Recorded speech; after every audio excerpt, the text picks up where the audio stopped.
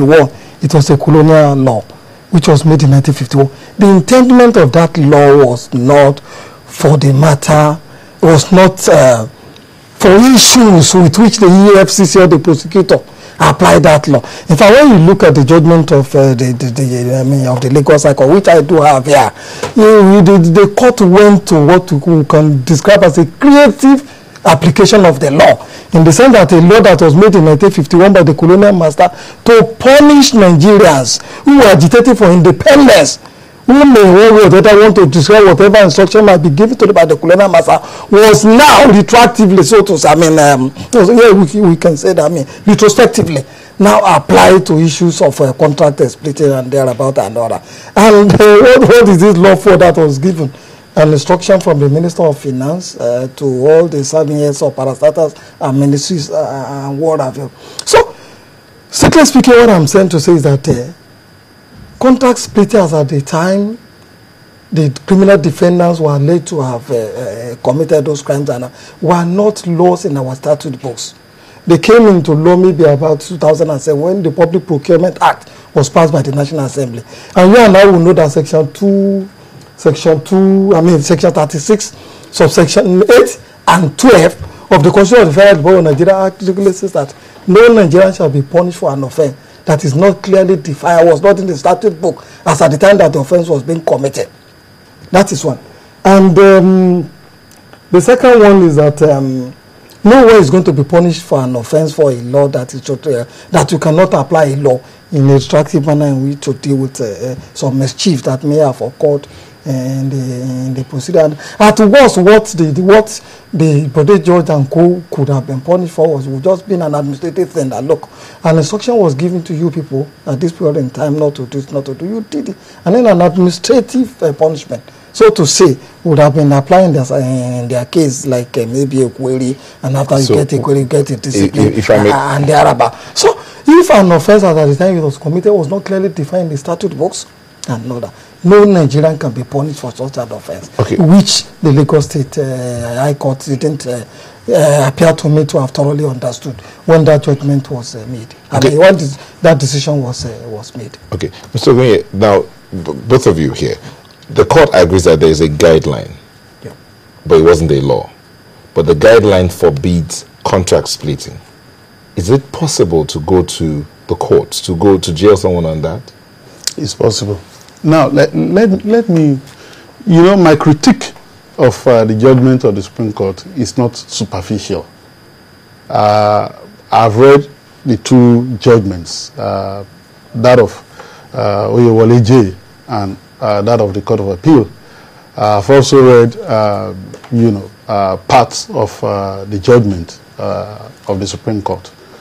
In addition, I've had the opportunity of reading some of the briefs of argument of the appellants at the Supreme Court.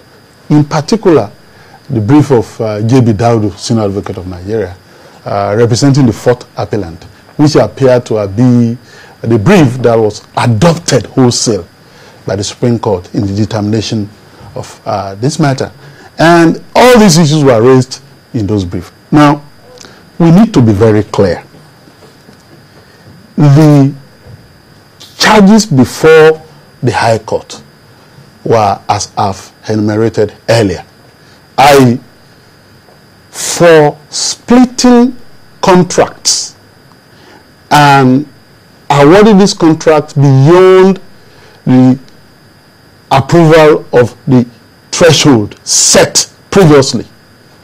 You have abused your office.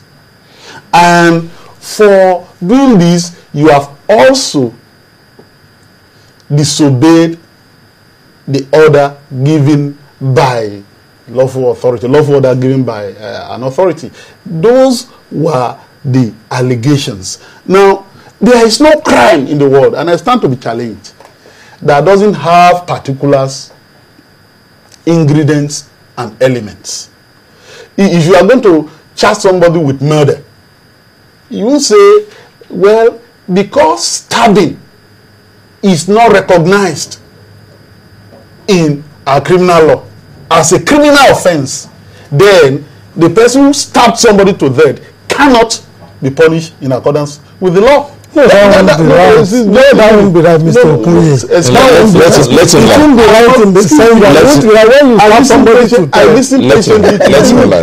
Let him listen patiently to you. Yeah. So now the point is that what has happened is that as the matter kept going to the going up the ladder in the High Court, this argument was not even made by the defense.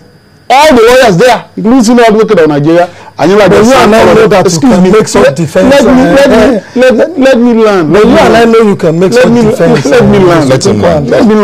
The argument, the argument was not made there, and all that the defense stated in the trial court was that the charges were not proved beyond reasonable doubt. As a matter of fact, in the Court of Appeal, they also repeated the same line. It was the fourth appellant that then raised the issue of the constitutionality of the charges, in the sense that he was now arguing that since essentially these persons were accused of the first defendant raised it at the Lagos High Court, where he said that his Federal Executive Council is not a body recognized by law. That is a constitutional issue.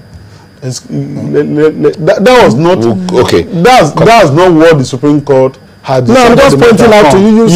You said they never raised some of these issues at the High Court. You know, so and I'm pointing it out to you that it was raised.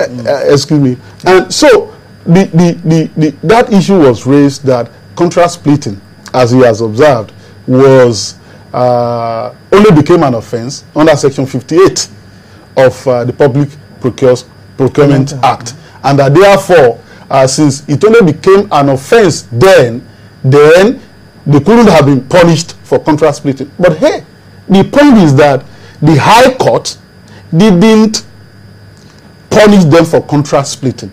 The High Court punished them for abuse of office and disobedience to an order given by a lawful authority. Abuse of office. We'll come back so I respond to the particulars of which, some of this, and that's why the particulars of which were contract splitting, etc., etc. Now, what the defense did, which the Supreme Court brought, the argument was to pull out contract splitting as a strand, and then all the court to accept that that was a criminal act which was yet to become an offense. And I tell you that, look, when my learned friend talked about archaic laws, look, these laws were made at the same time. Murder, kidnapping, all these laws were made at the same time. Do we then say that because these laws were archaic, murder is no longer murder? That's not the argument. The point I'm making is that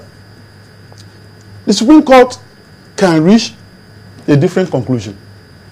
But to then say that once contract splitting constitute the element or the ingredient or the particular of an offense, then that offense of abuse of office cannot be said to be in tune with the Constitution. It's not correct. It's not correct. However, for you to just appreciate the point I'm making. Mr. Ogunye, it wasn't abuse of office that was canvassed at the Lagos High Court. What was canvassed at the Lagos High Court were, one, disobedience of lawful order.